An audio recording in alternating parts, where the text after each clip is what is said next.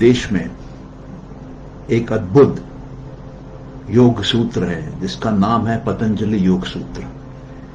ये महर्षि पतंजलि के सूत्र हैं और ये महर्षि कई साल पहले भारत में हुए और इन्होंने क्या किया कि योग का जो भी ज्ञान अवेलेबल था वेद में, उपनिषद में, महाभारत में, सांख्य में, उनको इन्होंने जमा किया और इनको इन्होंने सूत्र में डाला।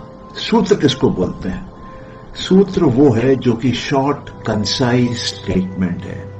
शॉर्ट कंसाइज स्टेटमेंट किसके बारे में? एक सत्य के बारे में, एक योग की सच्चाई के बारे में, जिसको कि समय ने साबित किया है कि ये सही है, उस सत्य के बारे में। तो मेरे प्यारे भाइयों बहनों, मेरे प्यारे देशवासियों, मेरे प्यारे दोस्तों, पतंजलि के ये सूत्र को बाइबल माना जाता है योग का। पतंजलि के ये सूत्र वो फाउंडेशन है जिसपे पूरी योग की विद्या आधारित है। तो पतंजलि उसमें कहते हैं कि ये जो 196 सूत्र हैं इसको उन्होंने 4 हिस्सों में बांटा है। पहला हिस्सा है समाधि। समाधि मतलब अंतिम वो स्थिति होनी चाहिए जो सबसे पहले की स्थिति थी। सबसे पहले की स्थिति क्या थी? बैलेंस था। सम मीन्स बैलेंस, आदि मीन्स आदि काल से, कंप्लीट बैलेंस, टोटल बैलेंस। उस स्थिति में हमको वापस जाना है। तो ये हमारी घर वापसी है। हम जब अपने घर से निकले तो बैलेंस में थे और आज हम कंप्लीटली डिसबैलेंस्ड हैं। हमारा मन डिसबैलेंस्ड है, हमारा शरीर डिसबैलेंस्ड है, हमारी आत्मा डिसबैलेंस्ड है। तो इस बैलेंस को वापस लाने का तरीका क्या है? वो है योग। तो योग में उन्होंने कहा कि 4 अंगों में उन्होंने बांटा, 4 हिस्सों में बांटा, 4 चैप्टर्स में बांटा। पहला चैप्टर समाधि। समाधि में उन्होंने पूरा साइंस सिखाया है, थॉट का और माइंड का। अद्भुत, ऐसा अद्भुत साइंस है ये कि आज भी वेस्टर्न साइकोलॉजी इसको समझ नहीं पाई है। दूसरे चैप्टर में उन्होंने एक सेफ और इजी और पावरफुल तरीका बताया जिसके माध्यम से आप अपने जीवन के सारे लक्ष्यों को पूरा कर सकते हैं। तो उसको उन्होंने नाम दिया अष्टांग योग, 8 अंगों वाला योग। और उसके बाद तीसरा चैप्टर जो है वो सिद्धियों का चैप्टर है, जिसमें उन्होंने समझाया कि सिद्धियां कैसे प्राप्त होती हैं। और उन्होंने ये भी कहा कि जो सिद्धियां हैं वो एक हायर विद्या है, वो एक हायर योग है। साधारण आदमियों के लिए अष्टांग योग है, जिसके पहले 5 जो अंग हैं उससे उसके जीवन के सारी चीजें उसको मिल जाती हैं। लेकिन जो सिद्धियों वाला योग है, जो ऊंचा योग है, उस ऊंचे योग में आपके आते हैं धारणा, ध्यान और समाधि, मतलब कंसंट्रेशन, मेडिटेशन और फाइनल अब्सॉर्प्शन, फाइनल समाधि। तो वो कहते हैं कि ये जो है ये उन लोगों के लिए है जो कि योग में डीप स्टडी करना चाहते हैं, जो कि योग में रिसर्च करना चाहते हैं, जो कि योग में अपने अंदर के ताकत का पूरा एहसास करना चाहते हैं। उनके लिए है ये सिद्धियां।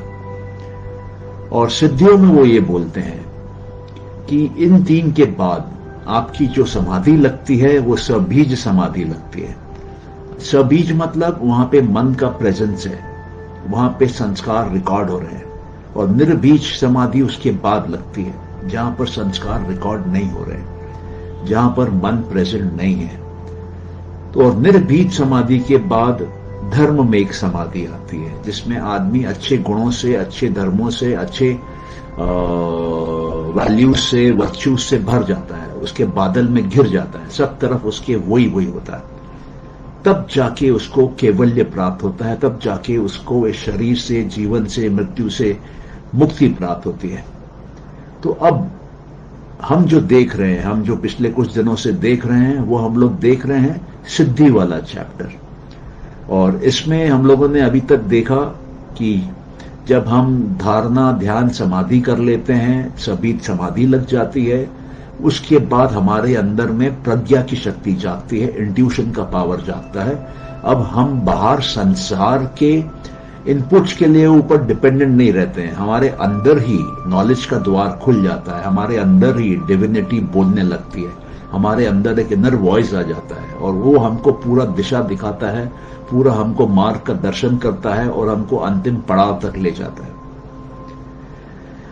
अब जब ये शक्तियां आ जाती हैं तो हमारे अंदर में जब हम ध्यान में बैठते हैं तब हम देखते हैं कि हम ज्ञान के पूरी सीमाओं को पार करने लगते हैं। हमारा ज्ञान वहां पहुंचने लगता है जहां तक किसी का ज्ञान आज तक गया नहीं। ये एक बड़ी ताज्जुब की बात है, ये एक बड़ी अचरज की बात है कि हमारा ज्ञान जो है वो वहां चला जाता है जहां तक मानवता का ज्ञान आज तक गया नहीं। तो समयम करने से, इंट्यूशन आने से, प्रज्ञा आने से हम सब वो देख लेते हैं जो साधारणतः और लोग नहीं देख पाते हैं। ये जो हम देख रहे हैं ये सिद्धि है। ये जब औरों के पास नहीं है, हमारे पास है, तो ये हमारे अंदर में एक पावर पैदा करता है, हमारे अंदर में एक शक्ति पैदा करता है, हमारे अंदर में एक मिस्टिक पावर पैदा करता है, एक सुपरनैचुरल पावर पैदा करता है। और ये जो मिस्टिक पावर है, ये जो सुपरनैचुरल पावर है, ये पावर हमारे जीवन में हमको कभी फंसा भी सकता है, हमको कभी हमारे अंदर अहंकार जगा सकता है, हमको कभी इस दुनिया से वापस चिपका सकता है, प्रकृति के साथ जोड़ के फंसा सकता है। इसलिए पतंजलि कहते हैं कि जो सिद्धियां हैं वो आएंगी, आने दीजिए, लेकिन उन सिद्धियों में आप उलझिए मत, उन सिद्धियों को आने दीजिए और आप आगे बढ़ते रहिए। जब आप आगे बढ़ते रहेंगे तब आप देखेंगे कि आप धीरे धीरे धीरे सारे सिद्धियों को पार करके, बड़ी सी बड़ी सिद्धि को पार करके आप पहुंच जाएंगे कैवल्य में, आप पहुंच जाएंगे मुक्ति में, जीवन मरण से मुक्ति मिल जाएगी, आपको मिलेगा मोक्ष, आपको मिलेगा निर्वाण, आपको मिलेगा अंतिम पड़ाव, आजादी का, इंडिपेंडेंस का। तो पतंजलि हमारे बहुत ही एक नपे तुले तरीके से, stage by stage, step by step, एक साधक को थॉट कंट्रोल चालू करके अंत में जीवन और मरण के चक्कर से बाहर निकाल देता है, 84 लाख योनियों से मुक्त करा देता है। ऐसी शक्तिशाली किताब, ऐसा शक्तिशाली गुरु आपको कहीं नहीं मिलेगा। यही पतंजलि की सबसे अद्भुत बात है। इसी के लिए हम लोग पतंजलि के योग को स्टडी कर रहे हैं और पतंजलि के योग का प्रचार कर रहे हैं। प्रचार इसलिए किया जा रहा है कि अगर आप जब ये योग समझ जाते हैं, आप उसको अपने जीवन में उतारने लगते हैं, तो आप देखते हैं कि आपके जीवन से समस्त दुख, पूरा सफरिंग, पूरी कष्ट, पूरी पीड़ा सब गायब होने लगती है और अंत में निकल जाती है। तब आपके अंदर में एक आनंद का एहसास होता है, तब आपके अंदर में एक इंडिपेंडेंस का एहसास होता है, तब आपको प्रकृति आके चिपकती नहीं है। आप इस प्रकार से हो जाते हैं जैसे आप नदी किनारे बैठे हैं, नदी को देख रहे हैं, नदी बह जा रही है, लेकिन आप नदी में पैर नहीं डाल रहे हैं, आप नदी में मछलियों को गिन नहीं रहे हैं, आप नदी में नाव नहीं देख रहे हैं, आप बस बैठे हैं और नदी बह रही है। ये जो आप बैठे हैं सामने, वो है आपकी आत्मा, वो पुरुष, वो सोल।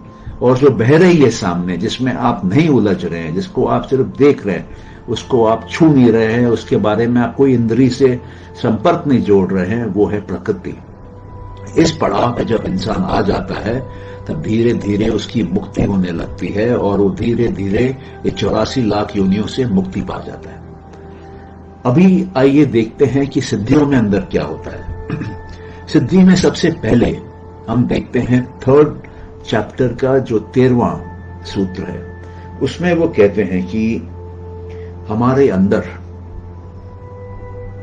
जो वस्तुएं हैं, जो चीजें हैं, और जिसको हम बाहर देखते हैं किसी भी वस्तु को, तो हमारे अंदर जो भी है और हमारे बाहर जो भी है, उसके 3 तरीके से वर्णन किया जा सकता है। एक धर्म, दूसरा लक्षण और तीसरा अवस्था।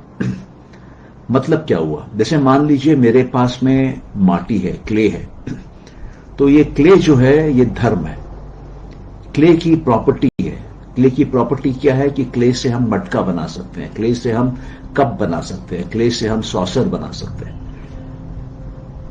तो ये जो क्ले है वो बेसिक मदर मटेरियल है, उससे ये 3 अलग प्रकार की चीजें बन सकती हैं और भी बन सकती हैं। तो एक जो पॉट है, उसका धर्म क्या है, उसका प्रॉपर्टी क्या है? पॉट का, मटके का प्रॉपर्टी ये है कि वो तकरीबन गोल होती है, ऊंची होती है, उसमें हम पानी या कोई जल भर के रखते हैं। ये उसका धर्म है, ये उसकी प्रॉपर्टी है। और हर वस्तु की एक मेन प्रॉपर्टी होती है। जैसे जो कोई चीज मीठी है तो उसकी प्रॉपर्टी क्या है? मिठास।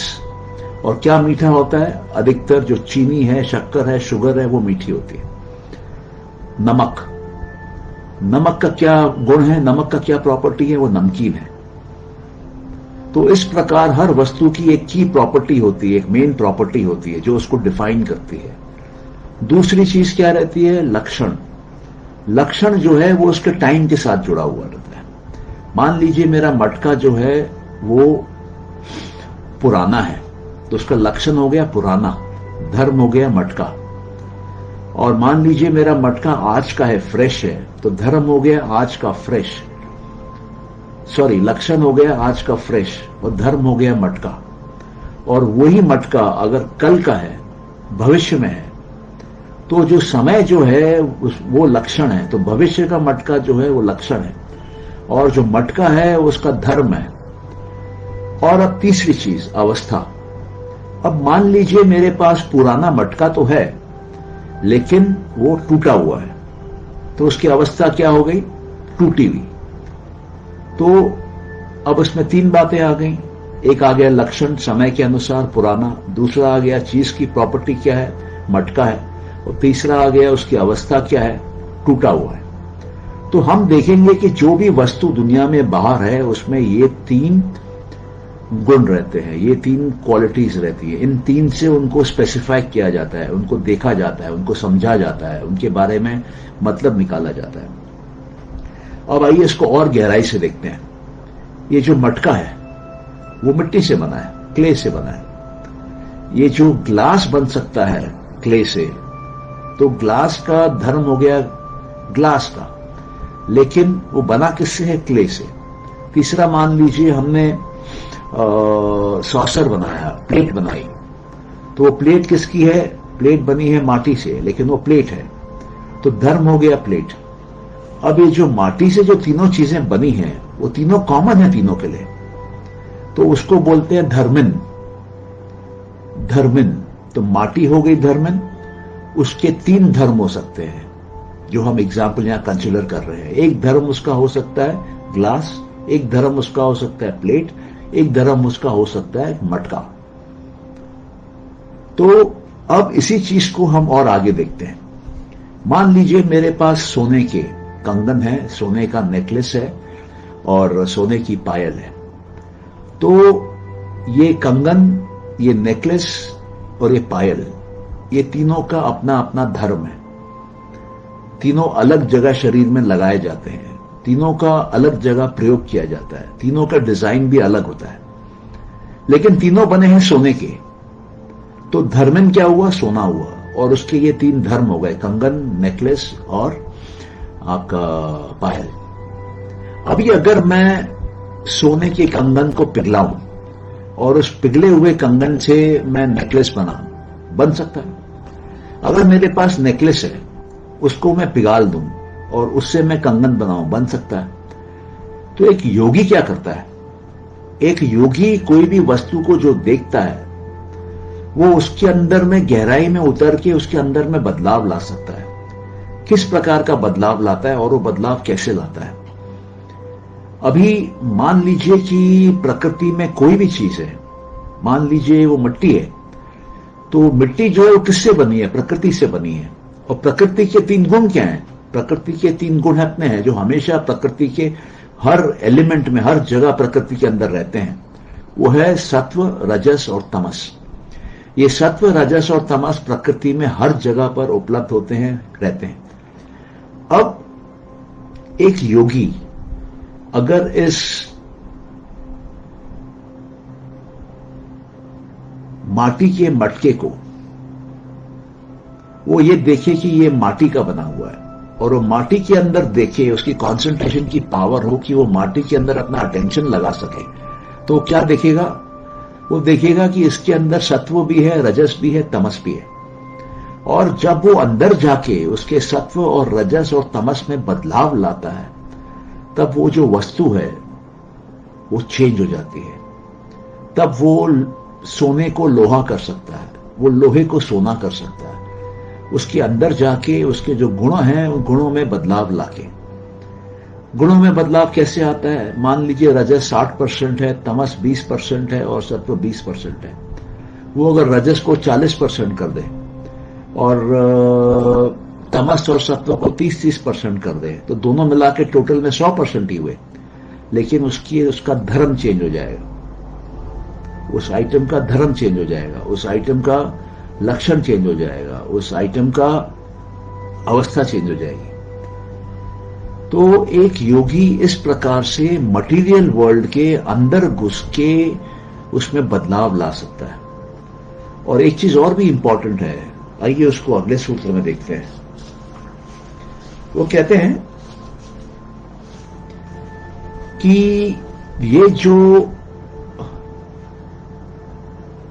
प्रकृति है या ये जो माटी है,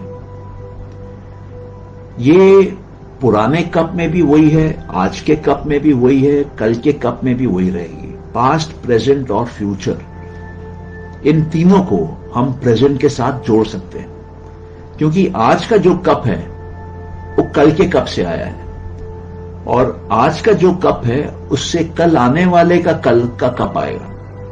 तो एक योगी क्या करता है कि किसी भी आइटम को किसी भी क्षण में देख के उसके गहराई में उतर के वो पास्ट में भी जा सकता है और वो फ्यूचर में भी जा सकता है।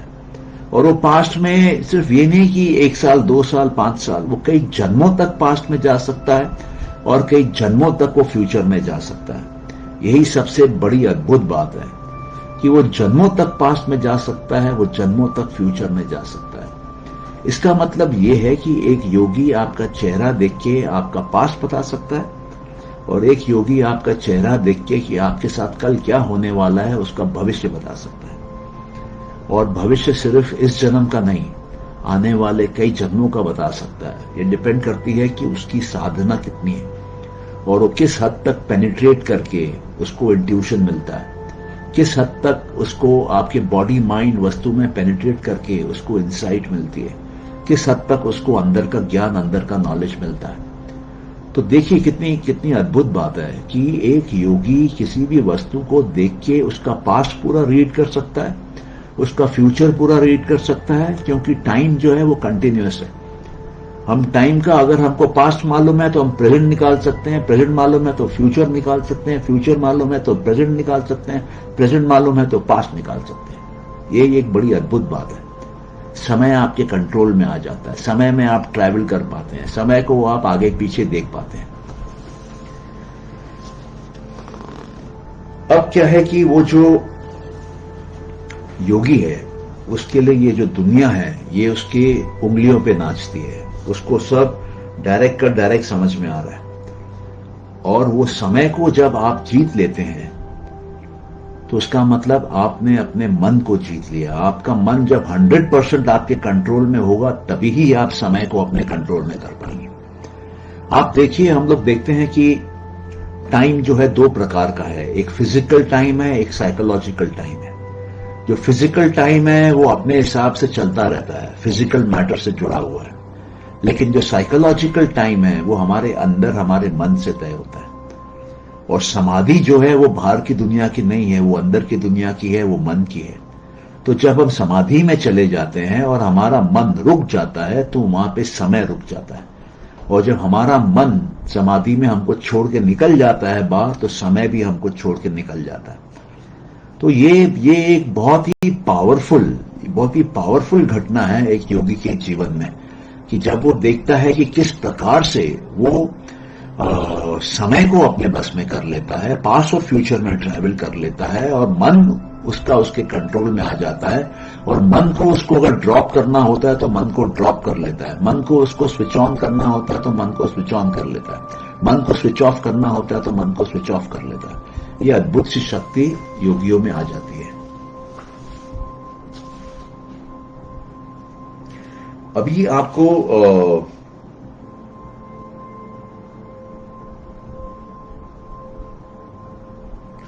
ये जो अवस्थाओं का हमने बात करी, ये अवस्था क्या है? ये अवस्था जो है वो लॉ ऑफ नेचर पे है।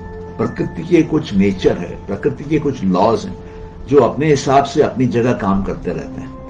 एग्जाम्पल के तौर पे ये देखिए कि मैंने एक मटके को अपने घर के बाहर रखा और कुछ नहीं किया उसको, लेकिन समय उस मटके को पुराना कर देगा, उसके अंदर में वेयर एंड टेयर ले आएगा, वो मटका शायद टूट भी जाएगा। तो कोई भी चीज, कोई भी वस्तु इस दुनिया में अपने ओरिजिनल स्टेट में परमानेंटली नहीं रह सकती है। उसका बदलाव होता ही रहता है, क्योंकि रजस जो है, रजस जो गुण है प्रकृति का, वो कांस्टेंट चेंज है। और बाकी दो गुण है, एक सत्व है फॉर्मलेसनेस जो नहीं दिखता है, इसका आकार नहीं है, निराकार है, और एक तमस जिसका आकार है, जो भारी है, जो हेवी है, जो इनर्शिया में है वो।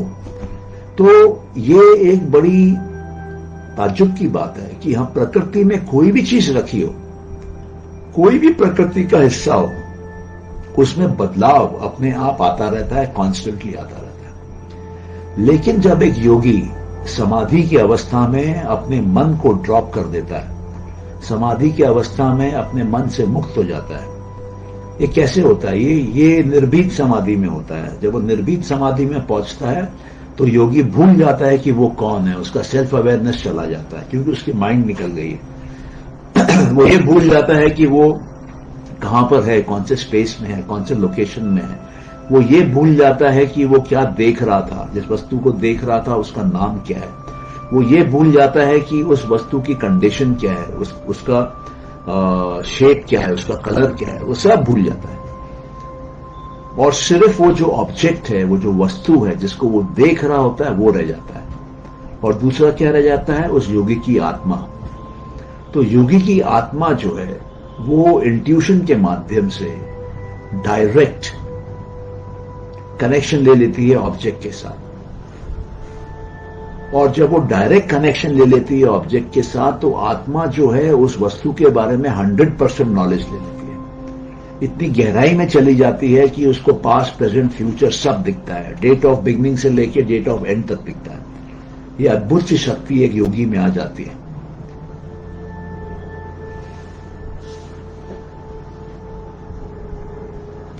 अब प्रकृति में सब कुछ पोटेंशियल फॉर्म में रहता है। मान लीजिए आपने कोई चीज के बारे में सोचा, तो अगर आपने सोचा, आपके मन में वो आया, इसका मतलब आपके मन में उसका मेंटल फॉर्म आया। इसका मतलब है कि वो फिजिकल फॉर्म कभी ना कभी ले सकता है, एक पॉसिबिलिटी है। अगर आपके मन में कोई चीज नहीं आ रही है तो वो चीज प्रकृति में एग्जिस्ट ही नहीं करती है। तो कपिल मुनि ये कहते हैं सांख्य में कि ये सृष्टि जो है ये बन गई है, इसमें जिसको आना था वो आ गया है, और जो अभी तक नहीं आया है वो कभी नहीं आएगा। यहीं पर ये पूरा का पूरा क्लोज हो गया है दरवाजा। तो इसका मतलब अगर आप किसी चीज को सोच पा रहे हैं तो वो प्रकृति में आ गई है, वो सृष्टि में आ गई है। और हर चीज का 3 स्टेट रहता है, एक स्पिरिचुअल, एक मेंटल और एक फिजिकल। तो अगर आप फिजिकल स्टेट देख रहे हैं तो मतलब किसी ने मेंटली सोचा है उसको, और अगर आप मेंटल स्टेट देख रहे हैं मतलब कभी ना कभी वो फिजिकली बन सकता है, लेकिन उसके लिए आपको कंडीशंस क्रिएट करने पड़ेंगे। इसका मतलब जो मेंटल है वो कॉज हो सकता है, और जो फिजिकल है वो उसका इफेक्ट हो सकता है। और अगर आपने फिजिकल देखा है तो वो इफेक्ट है, तो उसका कॉज कोई ना कोई माइंड है, कोई ना कोई मेंटल वर्क है, कहीं ना कहीं हुआ है, जिस कारण से वो ऑब्जेक्ट दुनिया में आई है और अभी तक बरकरार है। तो इसका मतलब ये हो जाता है कि अगर एक योगी ये सोच पाता है कि मैं पानी में चल सकता हूं, तो उसको उसका कारण ढूंढना है, उसको उसका मेंटल थॉट ढूंढना है। और जब वो मेंटल थॉट ढूंढ लेता है कि मैं पानी में चलने के लिए क्या करना पड़ेगा, तो उसके दिमाग में आता है कि मेरे को हल्का होना पड़ेगा। कितना हल्का होना पड़ेगा? कॉटन की तरह हल्का होना पड़ेगा। कॉटन जो है वो पानी पे तैरता है, तो वो क्या करेगा? वो अपना ध्यान, अपना मन, अपनी समाधि कॉटन पे लगाएगा। उसका जो ऑब्जेक्ट हो जाएगा, उसकी जो वस्तु हो जाएगी जिस पे वो ध्यान लगाएगा, वो कॉटन हो जाएगी। और वो कॉटन को जब देखता रहेगा तो उसको इंट्यूशन से कॉटन के बारे में सारी जानकारी मिलने लगेगी, उसको इंट्यूशन से कॉटन की तरह हल्कापन आने लगेगा। क्योंकि जैसे आपको अगर याद हो, गौतम बुद्ध ने यह कहा था, मैं वही बनता हूं जो मैं सोचता हूं। तो इसका मतलब अगर एक योगी कॉटन के बारे में सोचता है तो वो कॉटन की तरह हल्का बन जाता है, और जब वो कॉटन की तरह हल्का बन जाता है तो वो वायु में भी उड़ सकता है, वो पानी पे भी चल सकता है, उसकी कोई सीमा नहीं है। तो ये जो कॉन्सेंट्रेशन है माइंड का, ये बहुत ही शक्तिशाली प्रोसेस है। आपको अगर याद होगा, पतंजलि ने शुरू में कहा था चैप्टर 1 में, समाधि पाद में, कि हमारे मन में, चित्त में वृत्तियां आती हैं, बदलाव आता है, चेंजेस आता है, जो हमको सुख और दुख का एक्सपीरियंस कराता है। तो इसको जब हम कंट्रोल कर लेते हैं, मन के वृत्तियों को, थॉट्स को, एक्सपीरियंसेस को, मेमोरीज को जब हम कंट्रोल कर लेते हैं, तब हमारा योग हो जाता है। योग हो जाता है मतलब हम इनफाइनाइट पावर का एहसास करते हैं, हम ह्यूमन बीइंग के अंदर डिविनिटी का एक्सपीरियंस करते हैं। तो अब ये समझने की बात है कि पतंजलि खुद ही बोलते हैं कि वृत्तियों को कम करने के 2 तरीके हैं, वृत्तियों को कंट्रोल में लाने के 2 तरीके हैं। एक तरीका है कि आप कंसंट्रेशन करें, और एक तरीका है कि आप वैराग्य करें। वैराग्य मतलब डिटैचमेंट, कंसंट्रेशन मतलब पिन पॉइंटेड अटैचमेंट।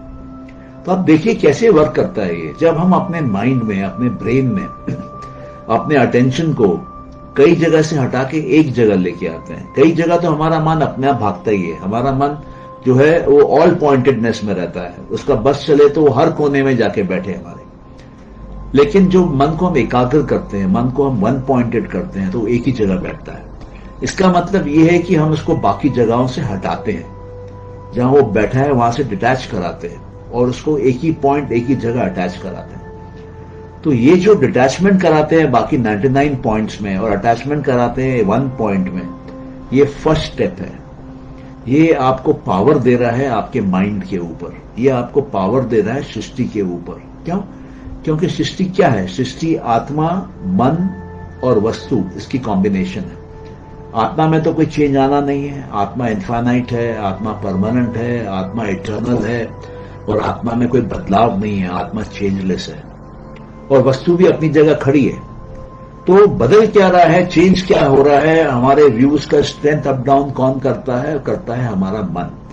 तो जब हम मन को बस में कर लेते हैं, जब हम मन पे काबू पा लेते हैं, तब हम देखते हैं कि हम सृष्टि पे काबू पा लेते हैं, हम एक एक वस्तु पे काबू पा लेते हैं, और हमको सब कुछ सत्य दिखता है, जैसा ओरिजिनली है वैसा दिखता है। हमको हमारे मन के बायस व्यू पॉइंट नहीं दिखते हैं, हमको हमारे मन के लिमिटेड व्यू पॉइंट नहीं दिखते हैं, हमको हमारे मन का इंटरप्रिटेशन नहीं दिखता है।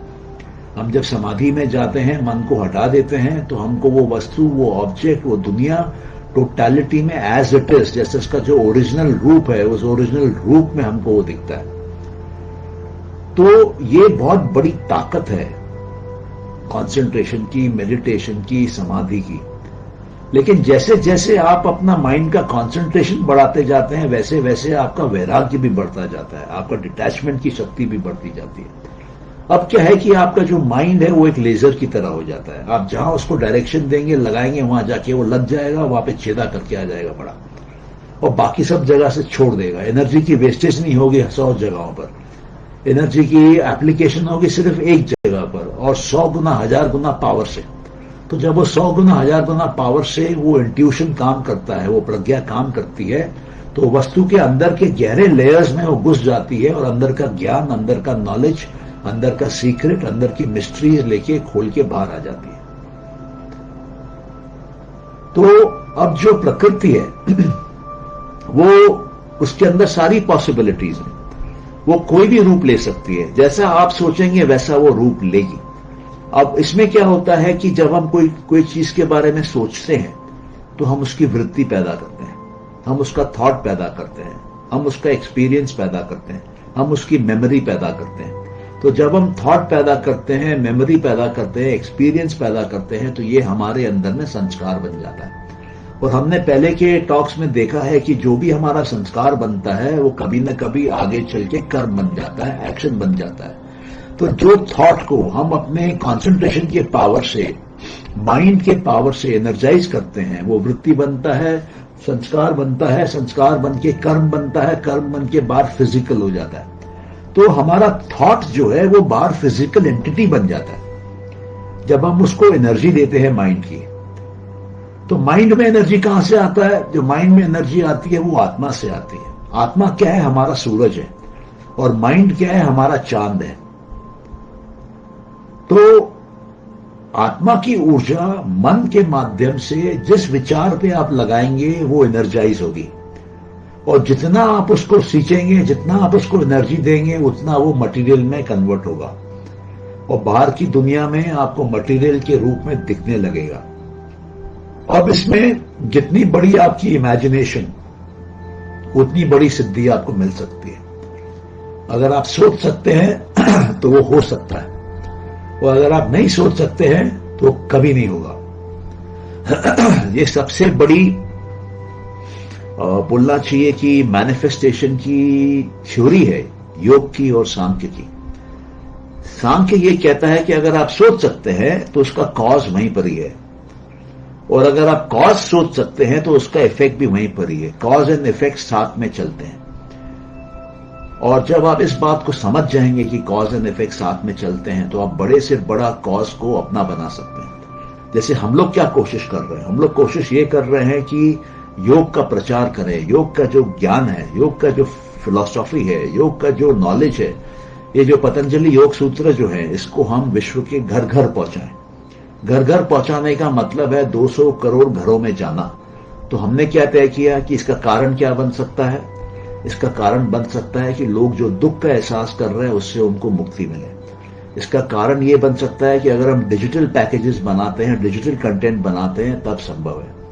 इसको जब हम ऑनलाइन सर्विसेज के थ्रू अवेलेबल करते हैं वर्ल्ड वाइड, तब संभव है। तो टेक्नोलॉजी तो है हमारे पास। तो हम लोग इसलिए 2 लेवल पे वर्क कर रहे हैं। एक लेवल ये है जिसमें कि हम लोग पर्सनलाइज्ड लाइव ट्रेनिंग देते हैं।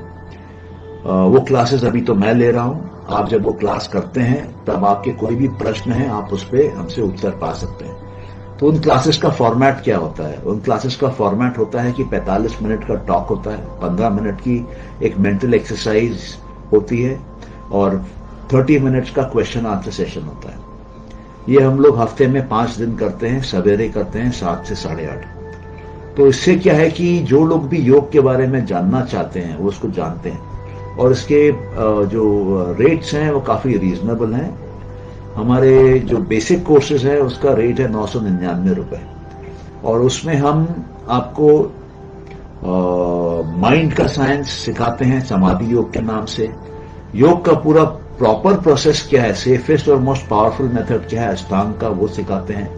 सिद्धियां क्या हैं और वो मिस्टिक पावर्स, सुपरनैचुरल पावर्स पाने का तरीका क्या है, वो सिखाते हैं तीसरे कोर्स में। चौथे कोर्स में हम सिखाते हैं कि मुक्ति कैसे प्राप्त की जाती है, मुक्ति का प्रोसेस क्या है, मुक्ति के माइलस्टोन्स क्या हैं, और एक हम करते हैं सांख्य पे। सांख्य जो है वो फाउंडेशनल थ्योरी है योग की। तो जब आप पतंजलि के योग के चारों चैप्टर्स के बारे में जान जाते हैं और वो फाउंडेशनल थ्योरी सांख्य की जान जाते हैं बेसिक लेवल पे, तब आपको एक ओवरऑल व्यू आ जाता है कि क्या चीज है और इसकी शक्ति क्या है, इसकी क्षमता क्या है।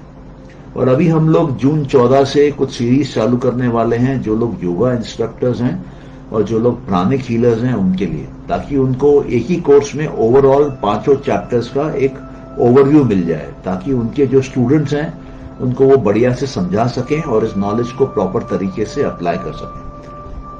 तो मेरे प्यारे दोस्तों, मेरे प्यारे भाई बहनों, आज के लिए इतना ही।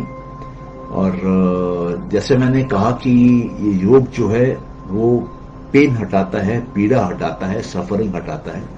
हमको इसको समझना जरूरी है। ये हमारे देश की धरोहर है। ये 2400 साल पहले डॉक्यूमेंट की गई, लेकिन आज भी ये ओरिजिनल रूप में हमारे बीच में अवेलेबल है, और इसको प्रैक्टिस करके आपको अद्भुत तरीके से जीवन में बदलाव मिलता है। यहां तक कि जीवन में सुपरनैचुरल पावर्स मिल जाते हैं, शरीर से बीमारियां निकलने लगती हैं। इसमें बहुत कुछ है। मन के जितने मेंटल हेल्थ इश्यूज हैं वो भी धीरे धीरे सॉर्ट आउट होने लगते हैं, और आपको ये जो 84 लाख योनियां हैं उससे भी आपको मुक्ति मिलने लगती है। आप फ्री हो जाते हैं, इंडिपेंडेंट हो जाते हैं। तो मेरे प्यारे भाइयों बहनों, देशवासियों और दोस्तों, हम लोग यही आशा करते हैं कि इस योग के जर्नी में आप आगे बढ़ेंगे, आप चलेंगे हमारे साथ। आपको ये आज का टॉक अगर पसंद आया तो कृपया कमेंट्स में यस लिखिए, रिएक्शन में लाइक करिए, और अगर आप शेयर करना चाहते हैं तो उन लोगों को शेयर करिए जो कि इसको सुन के जिनको अच्छा लगेगा, जिनके जीवन में बदलाव आ सकता है। क्योंकि योग एक बहुत पावरफुल टेक्निक है, एक पावरफुल मेथड है, जिससे कि जीवन में आसानी से बहुत बड़ा फिनोमिनल बदलाव लाया जा सकता है और परमानेंटली लाया जा सकता है। तो इन्हीं शब्दों के साथ विराम लेते हुए आप लोगों को धन्यवाद बोलते हुए कि आप लोग यहाँ आए, आपने अपना कीमती समय निकाला, आपने पतंजलि के योग सूत्रों के बारे में जानने की कोशिश करी, कुछ ज्ञान पाया भी। हम यही आशा करते हैं कि ये ज्ञान आपके अंदर में दिव्य ज्योति जगाए, आपके परिवार को, आपके यार दोस्तों को, आपके जान पहचान वालों को, सबको सुख और शांति में रखे, और ईश्वर आप पे अपनी पूरी की पूरी कृपा बनाए रखे, और आपके घर से हर प्रकार की बीमारी, नाराजगी, दुख घर को छोड़ के परमानेंटली चले जाए, और आपका घर जो है एक परमानेंट हैप्पीनेस का आवाज बने। बहुत बहुत धन्यवाद। Thank you so much. God bless each one of you.